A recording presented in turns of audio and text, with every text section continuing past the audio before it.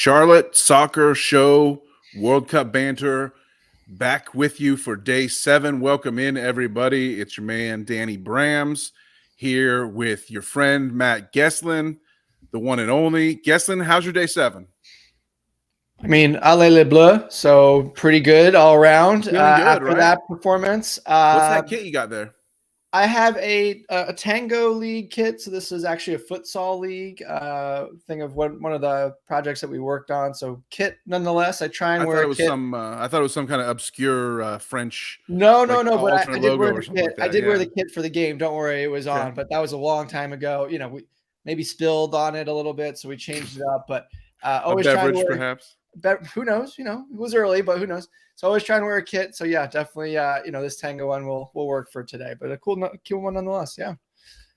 Excellent. Always for the crown. Always for the crown. Always for the crown. And in for the crown news, you were excited to see France today. I woke up early today because I wanted to see my boy Karol Swiderski, and I don't know where he went. I don't know where he was. There were 3 goats that I expected to see play today. I expected to see Mbappe. I expected to see Messi. And I expected to see King Karol, but for whatever reason, the Polish coach wouldn't put him on. I don't get it. I don't know why. They started Milik, who is kind of I think a little bit past it, and they subbed in Piatek, who I don't think is as good as Karol at this point in their careers. And I don't know. I think they leaned on experience. I was kind of worried about that this was going to happen at the start of the tournament. Yeah. And then like as time got closer, when Karol got that an assist in the friendly, I was like, oh my gosh, I think maybe Karol might actually get to play in the World Cup. Like maybe the Polish coaches have really like recognized what he brings. And unfortunately it was just a tease. Yeah, and I think the writing's kind of on the wall at this point about Karol, unfortunately, and what could be potential to play. Maybe the third game if it's meaningless at the second half or things like that. But I think it's just a good experience for him. You mentioned the other 2 goats that came in for today. And here, real quick before you go, don't go too forward because I got to show. This is all we got to see. This is all we got to see of Karol was unfortunately just him warming up as a sub on a corner kick. Yeah, he is there. It is confirmed that he is there. So at he's there. He doesn't look hurt, so we don't have to worry. There's no injury news, but it doesn't look hurt. So he looks kind of wistful, if you ask me. When I look at this photo, he's kind of looking around. He's like, why am I not in this match? Well, the reason he wasn't in the match is because they were up 2-0. Yeah. And Lewandowski finally got his World Cup goal. He scored hundreds of goals in his career and had never scored at the World Cup before today. So props to him. I guess he could be considered a third GOAT, kind of, but not really. He's always whined about, never win the Ballon d'Or and whatnot. One of my buddies who's in the pool, Kevin, we were talking about it today. We're chatting online, just like, this is, the reason you don't win is because you can't score a World Cup goal. Well, he finally did. And it was close. He should have had 2. He definitely should have had a brace. He kind of screwed that up. He went for a cheeky chip on a second chance instead of just like slotting one home. But I don't know. What'd you think of Lewandowski before we get to the guy you really want to talk about?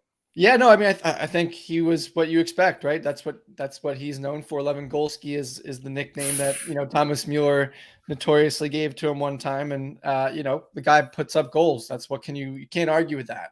Obviously, like you mentioned, snubbed a couple of times with the Ballon d'Or over the years. That's just part of the unfortunate, circumstance of being in the era of Messi and Ronaldo, and how banging in 3 goals a game for Bayern because you get the best service in the world and play against farmers does not make a Ballon d'Or winner. Hey, we can argue about that all day, but obviously one of the best players in the world, still doing it at Barcelona now this year as well, getting out of the Bundesliga with the Farmers League, as Danny Brams puts it. He's a solid finisher. I'll put it out. He's I'll tell you something. Finisher. Yeah. I think our squad, USA, would take a solid finisher like him. Man, wouldn't we? And in a heartbeat. So we'll just leave it at that. But no, I think he did what you expect from him. Puts the ball in the net. Implications obviously positive for me. I thought he was going to get a lot more for that, but he gets I think it was 12 points or 15 points on the day. So yeah, just what I expected out of him. That's what you get him for, is to put the ball in the net. Obviously a central figure for Poland. Most of the offensive presence and movement is going to be run through him as kind of that central figure. So, he's going to touch the ball. He's going to get you a lot of opportunities, especially in this game that we're recognizing at least a newbie to it, of kind of how the game works. So obviously what you're expecting, but Poland did what was expected and what was not, done by Argentina, and put up two goals against Saudi Arabia, and get 3 points to remain in the group and atop the table. Yeah, you mentioned Lewandowski's points. He finally did. He outperformed his game one performance. He got 14, almost 15 points here on day 2 after only 10.5 on the first day. Szczesny, how about the big score from Szczesny? Szczesny's with the penalty save today. Yep. He's basically going to turn out to be the one pick from Poland. Lewandowski's gonna have to score a lot more goals to really earn the value over Szczesny at this point. But props to the former Arsenal man. We're happy about his performance. And you mentioned what you were really looking forward to, and let's get to that before we break down the standings a little bit more, which was Poland was just the appetizer. Yep. And I don't know did you even get up for the Poland game? I tried, Danny Brams. It's been, as you can imagine, and we talked about this, draining. It's rough, I'm sure. It's rough. And so the big guy needed a little nap this morning. You're 7 days in, you've been getting up at odd hours, staying up all night to watch games, and it takes a toll for sure. I'm feeling it. It does. So needed to get a little extra sleep in, woke up at 7, so missed the morning games, but was ready to go, coffee in hand for Les Bleus. And like you said, a performance from the big guy. Man, is he becoming quickly a superstar that, even further than what he was before. 23, obviously won the World Cup last time out at 19. That just took him to the next level. But, led the team today, 2 goals. Mbappe is just unstoppable. And down that left-hand side by himself, you're scared if he's coming at you one-on-one for sure. Yeah, and what I love to see from Mbappe was obviously the results and the performance he delivered. He was the most valuable player on the pitch for his team, but the emotion, he was getting the crowd fired up. After his second goal, when he jumped over the barrier and just I love that. And I love that you don't get yellow cards for that. We haven't seen it yet in the World Cup. Messi did the same thing after scoring. When these great players have this final this breakthrough they've been trying for the whole time, I love that a little bit of grace period is granted to just interact with the fans and bring the stadium to life and stuff like that. It was lovely to see. Yeah, and they're humans, right? And there's so much pressure on some of these guys, especially we'll get to Argentina in a minute, but France in particular, world champion, defending champions. Obviously, it's group stage. They won the first game, not nearly as much pressure, but Kylian Mbappe will always have pressure to deliver, whether that's from the French media, from the soccer, football world as a whole, whether that's Mbappe's own pressure. Those guys will always have pressure. So to get that goal, in this case 2, and kind of get, really cement himself as one of the players to watch in this tournament was fantastic.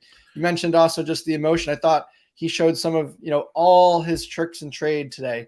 He made a couple turns. His party pieces, as the announcers always he like made a couple to say, turns, rolled off some, defenders' back, showed some strength, kind of went through a couple tackles that most guys would have gone down for. Of course, he showed that speed. How Andres Christensen gets away with just a yellow card is beyond me. I think it's because there was a couple other defenders back. They're not catching them. It was still such. Yeah, it was still such a stand. And I get it. Yeah. The rule has to be for the player as a whole, not just who's involved. But ask anyone out of 100 if any of those players are catching Kylian Mbappe if he's clearly in and a straight takedown by Ericsson. Yeah, it didn't seem like they would. Yeah, it's a red. But and then it came back to bite because Christensen scored a goal later. Yeah, it did. And right then, after. If there's an argument that he should have been sent off, then how do you feel about that? It's one of those things. I think Rabiot didn't defend his man on the back post. Christensen comes right in, clearly unmarked. No chance for Hugo Lloris, no matter what.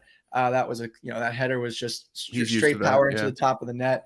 But yeah, to your point, right after what would have been, or earlier in the game would have been out of the game. But it happens. You kind of move past it at that point. You can't really look at it. I think the way that both teams reacted, first Denmark, 7 minutes right after our goal, They come right back and they get that equalizer. And R then, R. Oh my gosh. and then you You see a can little only have change. one R. You can only have 1 hour. You can only have 1 hour in this tournament. I'm sorry. You can't use it on USA if you're going to use it on France. I'll give you Well, one. then I will. If I have to choose, am I allowed to choose? Because I think we can go where that one We'll goes. But see. If anyone has a strong feeling in that, leave a yeah, comment please, below for please let sure. us know Yeah. if I'm allowed to Yeah. choose, because I can Yeah. tell you which one it would be.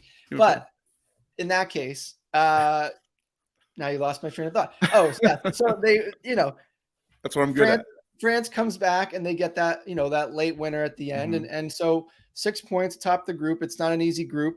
Clearly the team's shown, Australia getting 3 points, although, yeah, I think let's it hold is the an horse. easy group actually, but Australia did surprise us for Yeah, sure. surprise. I mean, look, Denmark's third place. Who would have thought Denmark being Mhm. in third place in this group after 2 games, with only 1 point? So, it's I not would. an I honestly would have picked Tunisia to advance. I was pretty surprised. I wasn't able to make it up early enough to watch yeah. that one really with any type of true focus. But I was surprised to see the result because I had our Australia pegged as one of the very worst teams in the tourney. But Yeah, I mean, they definitely were, and they showed that against us. But they bounced back, again, we've talked about this tournament.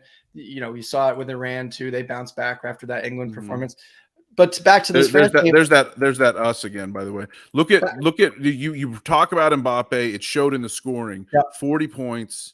He's well on his way with 73. I have not updated the fantasy MVP tab on the spreadsheet. I probably won't get to that today. I'll probably do it. I'll have it all updated by the time all the game 2 games are done. But it's going to be tough for anyone to pull ahead of Mbappe at this point for fantasy MVP after 2 Yeah, rounds. and look right below, a guy that was kind of missing in that first Right. game against Twan. Antoine Griezmann shows up, beautiful ball Mhm. across for that second goal from Mbappe on just a great ball in. And then, really kind of was involved in the second half, really wanted to show out, kind of was more involved, came back a little bit further to get more touches on the ball. But really a good performance from Griezmann and good performance from the entire squad. Kingsley Coman came in the second half, got a few minutes. Few players that you weren't expecting. Varane looked good on his return. So all in all, a good performance. Big shout out to Kevin Lane. If you saw me jump over to that tab real quick. Yep. Kevin Lane, the only owner with Theo Hernandez. Mm-hmm. And Theo somehow wasn't even really supposed to play, didn't start the first game, came in for his injured brother. His brother had like a severe, massive injury, will miss the rest of the World Cup. Yep. So Theo, who wasn't even really going to start, Kevin Lane had the confidence, maybe he had a crystal ball because Theo's right there. Theo's actually outscored Griezmann at this point, with being able to get the goals, get in on some of the goals and assists. And so pretty remarkable. No one's going to outscore Mbappe on the French team at this point, unless Giroud might have been close to him, but Giroud did not have near as good a scoring game today. Also unowned in the pool. No one took him, which was surprising. Again, here's something that we can learn. Australia did get that surprise win against Tunisia. Look at the difference between Matt Ryan. If you see his scores in game 1 against France, -3.5, just had no chance. Was never going to get there. But with a clean sheet win against a team that's firing shots at you, he puts up 20 points. And I just want to throw this out there. I don't know if this is going to happen, Danny Brams, but that gives hope for tomorrow's, comeback for Keylor Navas and Costa Rica. So we'll see. Man. There is hope. Let's just say that there is hope for not as bad a performance like that last one. Yeah, I'm not sure. It's going to be tough for Keylor. Costa Rica looked really, really disinterested. They did, but who knows? Well, hey, who knows? Maybe a little bounce back. Let's talk about the results a little bit for the day because we've dilly-dallied long enough, and we have a new leader. We've got a new leader in the pool. You can see his name there on the top, and it's the man himself, our tremendous friend of the show, Michael Volak, one of the original TIFOs. Shout out, for the crown, baby. We love meeting up with Michael. You and I have shared beers with Michael and Jenny at the tap room before games and whatnot. Good times always to be had. And so shout out to you, Volak. Had a huge come up, moved up 9 places. So you've been coming up. Dan Hirschberg, love to see him in second place. Very good day for him. All the Mbappe captain rosters just like vaulted up the leaderboard yet again because of his 40-pointer, obviously. So you get the double there. Josh Lorzel is actually our day 1 winner. Moved up 17 spots, or day 7 winner, excuse me. Moved up 17 spots from 21st to 4th overall with 177 points. Josh, congratulations. You are our 7th consecutive unique winner, which I love to see. Yeah, he loves seeing that. So everyone's getting in on the mix as far as winning. What was it? 177 point what? 177.74, and that's a Whew, fantastic day. As you huge day. mentioned, obviously Mbappe captaincy gives you, 40 points or 80 points if you haven't captained. So right out of the gate there, and obviously Messi playing today too. Those points alone. Some folks on this podcast did not take Lionel Messi. We won't bring We that up. had okay, so we had Al Dawsari, Salem Al Dawsari, smart Yep. pick. I wish I had made this pick. Yep. Great, he's like by far and away the best Saudi fantasy player we got going, and he Yep. turned in. He actually had 11 points in the first game with a goal, but because he had the yellow card would give him some negative. He actually had 12 points today with no goal, so he's consistently performing. He just was able to set a lot of stuff up. Yep. And Christian then, Eriksen, strong performer. Ericsson Denmark, of course. Ericsson was not as good today as he was yesterday, last game, but again, that's against France. So what can you do? But let's go down to the firepower. He had Lewandowski, he had the Mbappe captain, he had Messi. That's just goal, and a brace. So that right there was almost probably good enough to put you in contention for the win. And then you had. You had some small pieces here and there. Did he have Matt Ryan also? Yeah, exactly. Yeah, so then you had Matt Ryan, and exactly. So you put 2 and 2 together. So congratulations, Lorzel. Your money will be on the way when we finish this taping. Everybody else, I hope you're having fun and looking good. Like, where do you feel, Geslin, with your sort of middle of the road here? You moved up one place. I mean, I still like where I sit, Dan Brams. It's a long contest. I'm still getting consistently, above that marker every day, like I talk about. Captain's playing in his double. Obviously, you double the points for the most part on that day that especially when you have a big group of players like this, of who's played today. Again, we'll see the same thing tomorrow with some really, really strong firepower coming out tomorrow. And so, I mean, I feel comfortable where I am. Obviously, still sticking in that mid table range, top 20, and a good day like a Josh Lorzel day, and you move up. You're right back far. in it. So, Look at. I mean, 17-point jump in one day is that a place jump is amazing. Hey, if I move 17 places in one day, I'm in first place. Yeah, so, there you go. Exactly. Awesome. So, some people say, is the glass half empty or is the glass half full? I'm just happy that I have a glass to drink out. Yes, exactly. At this point. So I took another drop 4 spots. I had Zielinski instead of Lewandowski. My big issue there, and I have Griezmann instead of Mbappe. So just giving away points. If we go down towards the bottom, let's just check in. Good friend, another one of the original Tifos. We got a Tifos at the top and a Tifos at the bottom. The whole spectrum. Jess Charman, not doing so hotly in this pool. I know she's doing really well in the World Cup. Her coverage on the World Cup that she's doing with Longshore down for the Atlanta radio station. Check out at Jess Talks Footy on Twitter to get the links for like all her great daily commentary she's doing. And it's nice, to get a woman's voice on some of this stuff too. We've been hearing a lot of like men and women call the games, and I think that's been a nice mix. So listen, Anna, you can hear it in a British accent too. Like her misery over the English draw with America was nice to hear. So that's my plug for Jess, even though she's in last place in the pool. How's our Hayes family situation doing here? It looks like John moved up tighter. 6 spots. It's getting tighter, though, 4 spots. Getting a little bit tighter, it's only 17 point gap as they converge. Now, so and then, they're not the only family affair in this pool. I haven't brought it up that much, but the Worley brothers, good friend of the pool, and a new friend of the pod, I would assume, is Scott Worley, guy I went to college with, and we've worked on some projects together and had a lot of good times together. He's struggling, falling well behind his brother Chris. Chris is at 491, Scott at 437. So they're separated by. We're just dividing houses, Danny Brams. That's what we do here. I'm just trying. Well, hey, it's the holidays. I'm just trying to get families to fight each other. Exactly. Right? If we're stuck with a holiday World Cup, but props to all my friends, new and old, who are having fun with this and doing a good job. I hope we see more changes and more like individual, like unique. I love the unique winners, and hopefully maybe I can win one of these days as well. But I in previous iterations of this pool, we've had a lot of ties, and I think so. I was always having to send like split payments to people, so it's just really interesting to me that there's been no ties. I think people are diversifying their picks a little more, and also the scoring system used to be different when I first launched this like 12 years ago. So that's probably why there's fewer ties today. You mentioned ties, Danny Bram, and I want to talk about one quick thing about it. This obviously, and we talked about it briefly, but I would love your thoughts more broadly. This World Cup in general has been obviously a lot of ties, a lot of scoreless draws. I think the record they mentioned today was 7 for one World Cup, and we're at 5 already in just the group stage.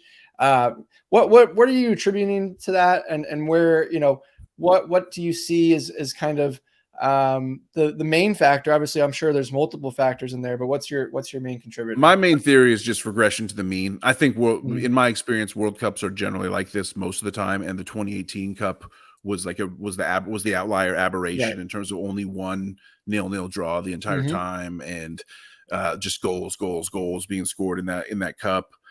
I just think that this is like moving us closer back to what like more standard World Cup is, and Sure. that one was just a little bit different. And I think there's cagey tactics, and also a huge factor, an unignorable factor, is the fact that it's happening in the middle of a season. Mhm. Teams that have not trained together very well, it's hard for them Yeah. to connect on offensive, rhythms and things like that as they launch into attacks.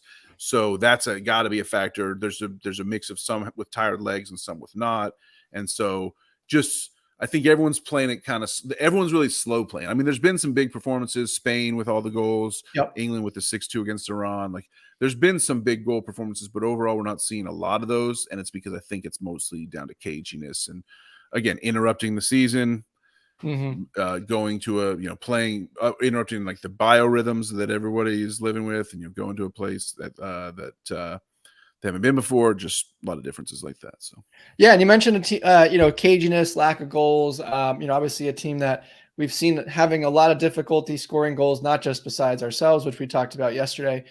Mexico, Danny Brams, mhm. a real difficult time in this World Cup scoring goals. Another clean sheet for them today. Not in Mhm. their favor, going down to Argentina 2-0. We Yeah, touched on it and briefly. that's what we got to talk about Yeah. because we've gone all this way. We talked 20 minutes and we didn't talk about the near elimination and Yeah. the just barely survival of the other goat on the Yep. day, Yep. Messi. It became his his time to shine. It was really cagey, and Mexico came out, played a little bit of. I'm not saying Mexico was completely cynical. They mostly did park the bus, even though they did try to get loose. Like Lozano and Vega were not like just doing nothing. Right. They were pretty active in the first half. Mexico Mhm. was like creating some stuff. If you look at the momentum meter here, you can see it is mostly back and forth. There's a big spot of Mexican Yeah, it was a possession, good and game. I would Argentina say had it close. first half for sure was much better than second half. But they were pretty defensive. They line up with, 5 at the back. You Yep. could say it's 3 at the back, but it was really 5 at the 5, back. yep. And, they put in Guardado, who's, going to slow a game down for sure. Hector Herrera is also not really a fast player. Guardado ended up getting hurt, and probably his last appearance in a World Cup ever. I Yep. think it was his 5th cup, if I'm Yep. not Yep, mistaken. one of the fivers, So yep. yeah, pretty awesome for him. He got to come in and make an appearance. He wore the captain's armband, but he pulled some type of muscle pull. I don't get the full report myself, and had to sub out 40 at the 40. Yeah. There's somebody's hurt when there's a substitution at the 42nd minute, because it's like Yeah, otherwise they would just yeah, wait and till half. not your captain and a guy that Yeah, has been in yeah. 5 So World Cups. You're not pulling him off for lack of performance, so you hate to see right, that. But to your point, really, really, cagey, to go back to your yeah, word from a minute ago, really playing behind the ball, letting, almost in a block, letting Argentina come at them. Not what you want to give Lionel Messi, that block formation. He's very accustomed to it. I think everyone in the world has tried that against him and his squads in the past. mm-hmm. Really nervous game, to be fair. First half, everyone kind of feeling each other out. You could definitely sense that Argentina was the team going forward after it a little bit more. Still not, really attacking like you would have expected them to, but you could tell the chances and the more threatening opportunities were coming from the Argentine side. And then in the second half, a moment of brilliance from the man himself. Takes a Yeah, quick little touch, ball outside the box, bottom corner, opens the game, and from there it completely changed the game, the way Mexico had yeah. to play.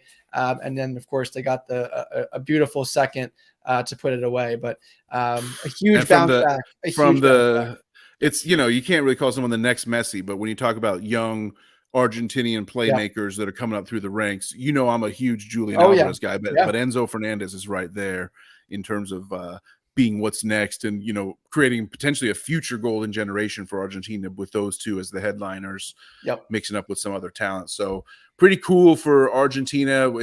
Mexico tried to shut down the shop and maybe steal one. Mexico was definitely trying. I will not take anything away from Mexico the way they played, Yep. and I loved their anthem. One of the best and probably I will not even say one of. I'll say the best anthem performance I've seen so far in this 2022 World Cup. Every player screaming and shouting the lyrics to their song of their nation, which I think is always cool. I don't, I'm not a big nationalism guy in my real life, in my day-to-day life, but in sports, I embrace sports nationalism very wholeheartedly. Oh, absolutely. And it felt like Azteca in there for that anthem announcement, and the fans, like you said, and goosebumps. And one of our favorite things that we talked about in the lead up to the World Cup was the anthems and the traditions of kind of why everyone loves. And we love the World Cup. And no matter what we talk about FIFA, we'll never boycott it. We'll always be able to watch it. But, a huge result, a huge impact. The group is completely flipped, right? Argentina were on the way out. Everyone's talking about them. If they lose this game, a draw would see them in a very precarious situation. And now Mexico may not get out of the group. And obviously, it's a big rivalry for the U.S. and the relationship that we have there. You hate to see it, but at the same time, you kind of smirk and smile a little bit. How do you feel? Tata Martino job on the line at this point? Yeah, I think Tata knows he's coaching for his job for sure. And how can they even really advance? They would need Argentina to lose again, basically, right? Yeah. Depending on how the tiebreakers would go, but Mexico can get to 4 points if they beat Saudi Arabia. Argentina plays Poland. Argentina with a draw would get to 4, and then we'd see how the tiebreakers go. But if you figure Argentina probably beats Poland to win the group because they have some incentive there, obviously, right? Then that just then Poland and Mexico go into a tie break. Yeah, and I think Poland currently would win that just on goal differential. So it's dicey, man. It's not looking good for Mexico. It's not looking good for Tata. Who's going to get fired first? Tata or Berhalter? That's where I was going, to be honest. It's kind of interesting. Do we swap? I led you right there. Yeah, exactly. Do we just make a trade? Hey, let's see what happens here. No, but when Berhalter was hired, I wanted Tata that was closer to when he was like the hot commodity that had just taken Atlanta United to a title. I was like, why are we not giving this guy a chance? And he did it, like there was a news article about how Tata didn't even get an interview because they wanted someone who spoke English instead of Spanish as their first language and stuff. Crazy times, man. Crazy times. First of all, let's hope Tuesday goes well. We don't have to talk about it quite yet, but Mexico seriously in some serious hurt. Greg might be right behind Tata, like you said, if Tuesday doesn't go well. So a conversation, definitely worth having in the future if it comes up. It'll be interesting to see where both programs go. I still think one is definitely on a different trajectory than the other. If you watch the games, you watch how the two teams play, the talent, the age difference, and what they're bringing. I think USA is clearly on the way up. Mexico, what we saw the last 2 games is really poor. And you don't really hate to see it, but it is what it is, and you're not going to complain when your rival's down in the dirt. You kind of get a chance to take down in the dirt. Mexico's poor, so Gold Cup, lots going on there. Quick prediction. Do we have any draws tomorrow, or are we going to get winners in all 4 games? Well, you're going to get a draw. Japan, Costa Rica, Spain, Germany, Belgium, Morocco, Croatia, Canada. I think you're going to get a draw. I think this tournament has set itself up that you automatically get one. Maybe it's not scoreless. Hopefully we get, but I think you're going to get a draw. Those are all really interesting games. I will say Costa Rica, I think, will bounce back. I don't think they play nearly as poorly as I don't think they beat Japan. I think Japan's going to smash them. I don't think they beat Japan. I don't think they get smashed. Japan's talented. Germany didn't give that game away. Japan went and took it. So no, I don't disagree, but I think Costa Rica will fight back. I don't think that is. I think it's 3-0 Japan. I think it's 3-0 Japan. And I think I nailed my most recent score prediction. I was 100% right on England US 0-0. And one other game I want to talk about briefly before we get out of here for tomorrow, Danny Brams. The Great White North. I thought the folks up there were super nice, and they were all sorry and wanted to be super friendly. And boy, did their manager fire things up for this game against Croatia. And they're on the noise. Yeah, he did. Yeah, and John Herdman made some people upset. Canada has to play with a chip on their shoulder, so I'm all for it. I'm never going to get mad at a person in sports, a coach or an athlete who gives a real authentic quote instead of just giving us boring pitter patter coach speak. So I have no beef with it. I do think they can win. Croatia I think he's picking a fight strategically well here, because like Croatia is a country with a reputation, and their actual talent right now is kind of lagging behind where their reputation is. Like, people think of Croatia as very good. They were recently in a World Cup final. Like they're one of few teams that have ever even played in a World Cup final. Right. And that's all well and good. They still have Luka Modric and all that, but like they're not as good as they used to be. They looked really, really old in the first game that they played against Morocco, and I'm just not seeing them as like a dominant superpower at this point, even despite all the names on their roster. So they do have some younger guys that I think they could bring in. We'll see. But yeah, so Canada's coach John Herdman picks a fight with Croatia, and it's a winnable fight, and it's a fight you can actually like pick up a few things and like maybe score some points, and maybe think, oh, Canada took down Croatia, even though if you really know, like we know, you and I know, and most people who are watching know that like that's not as big of a scalp as it might have used to have been back in years past. It's still going to get them some reputation. 100%. If Canada plays the way that they played against Belgium, I think they're going to really surprise Croatia, and like you said, get a result from that game. The one other big game that I think we have to touch on before we go, even briefly, we could do a whole entire talking point about this game, is we could lose a team tomorrow, Danny Brams. We could lose one of the biggest giants in Europe. If Spain beat Germany, Germany are out of the World Cup. I know we touched briefly on the situation with Germany last time or a couple of days ago, but does Germany get the result they need, Danny Brams? Do they survive another day and get to day 3? I got 2 words for the Germans. Auf Wiedersehen. I hope they lose, and I hope they're gone. I don't really care. I will not miss them in this tournament whatsoever. I didn't miss them when they didn't get out of the group stage in Russia. I ain't going to miss them now. So, as a Frenchman, I will second that motion. So we are fine on that. Yeah. And that, Danny Brams, what can we say, guys? Another day in the World Cup, another awesome watching experience. Another first-time winner in the pool. First-time winner. And we're with you all every step of the way. So every day we're here. This is day 7. We're all a little tired, but grinding. We're in it. We're in it now.